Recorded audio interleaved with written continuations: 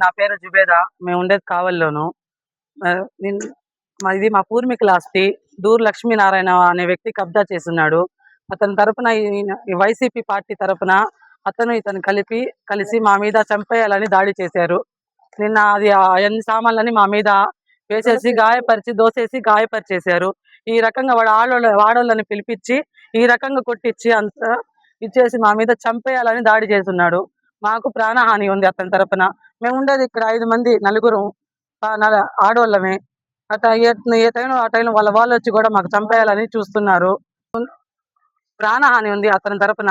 ఏ టైంలో ఏం జరుగుతుందో మాకు తెలీదు. వాళ్ళ తరపున ఒక మనిషి కూడా వీడియో తీస్తున్నాడు. పోలీసులు కూడా మాకు న్యాయం చేయట్లేదు. అతని తరపున మాకు ప్రాణహాని ఉంది. మాకు రక్షించండి, కాపాడండి. ఈ రకంగా దాడి చేశారు మాకు నిన్న. నలుగురు ఆడవాళ్ళని 50 మందిని తీసుకొచ్చి మా మీద చంపించేయాలని దాడి చేసి ఈ రకంగా చేశారు. మాకు న్యాయం జరగాలని కోరుకుంటున్నాం. మేము కావాలంటే సీసీ కెమెరాలు కూడా ఉన్నాయి. వాళ్ళు అందరూ వచ్చి మా మీద దాడి చేస్తున్నారని. లక్ష్మీనారాయణ వీళ్ళిద్దరు కలిసి మా మీద చంపేయాలని ప్రయత్నిస్తున్నారు. మాకు ప్రాణహాని ఉంది.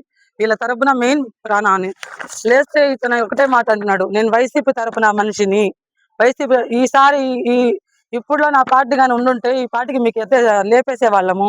మీ సామాన్లన్నీ బయట దంగండి అని చెప్పి అసేపుకరంగా మాట్లాడాడు నిన్న చిన్న పుల్లయ్య. ఇతను వైకుంఠపురంలో వైసీపీ మాజీ కౌన్సిలర్ అంట ఇతను. అందుకని మాకు ప్రాణహాని ఉంది అతని తరపున. చాలా భయపిస్తున్నాడు. మాకైతే కొట్టేసి వాళ్ళ ఆడవాళ్ళని పిలిపించి మాకు 15 మందిని బాగా కొట్టించారు. నిన్నైతే మాకు చెప్పుకోలేని పరిస్థితి చేసేసారు. మాకు అందరు కొట్టేసి చేశారు. మేము ఉండేది నలుగురు వేయడా ఎట్టంటే కొట్టేసి చేసేసారు. మాకు ఇతని తరపున మాకు ప్రాణహాని ఉంది. ఎవరు లేరు సార్ మా తరపున. మా మగవాళ్ళు కూడా ఎవరు లేరు సార్. ఇక్కడ మేమే ఉన్నాము.